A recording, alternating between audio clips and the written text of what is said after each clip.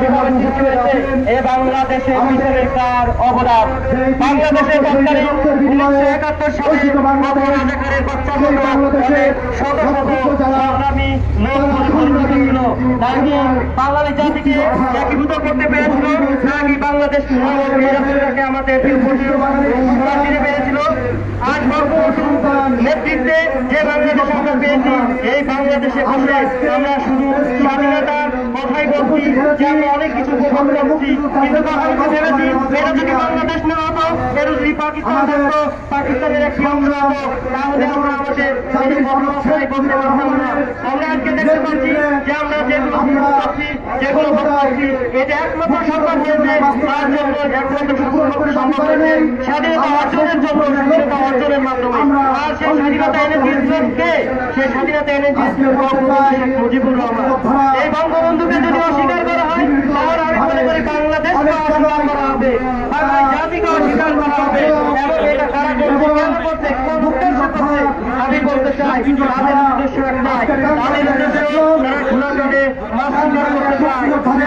বঙ্গবন্ধু থেকে এগুলির মধ্যে ক্ষমতায় এসে এই বাংলাদেশকে অরাজক অস্বাভাবিক একটা রাষ্ট্রে পরিণত করতে চায়। চৌকিবাদ যেমন ছিল, আমরা দেখেছি খালেদা জিয়ার সভায়, আমরা দেখেছি জামাতের সভায়, যেখানে বাংলা ভাইকে কেন্দ্র করে বিভিন্ন ধরনের বাংলা ইংরেজি উর্দু ভাই আবিষ্কার হয়েছিল। সেই আবিষ্কার আবার করতে চায়, বাংলাদেশকে অশান্ত করতে চায়, বাঙালি জাতিকে অশান্ত করতে চায়। শেখ হাসিনার এই উন্নয়ন দেখে তাদের আজকের মাথা খারাপ। তারা জানে এইভাবে যদি উন্নয়ন হতে থাকে, তাহলে তারা ক্ষমতায় আসতে পারবে না। তারা ক্ষমতা আসার জন্য বিভিন্ন ভাবে রাস্তা তৈরি করতে চায়, বাংলাদেশকে অশান্ত করতে চায়। এই জন্য আমি মনে করি বঙ্গবন্ধু ফাউন্ডেশনের যে নেতারা আছেন, বঙ্গবন্ধু ফাউন্ডেশন এবং আওয়ামী লীগের বৃত্তি স্তরের যে নেতৃবৃন্দ আছেন, তারা বুকের রক্ত দিয়ে হলেও এই বাংলাদেশে শেখ মুজিবকে অসম্মান করবে যারা, তাদের প্রশ্রয় দিবে না।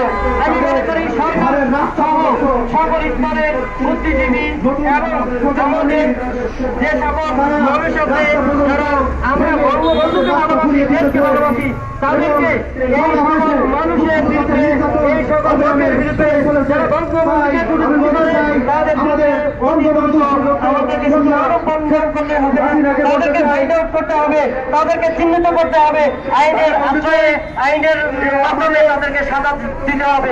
আমি মনে করি এই ধরনের লোকের সংখ্যা, এই ধরনের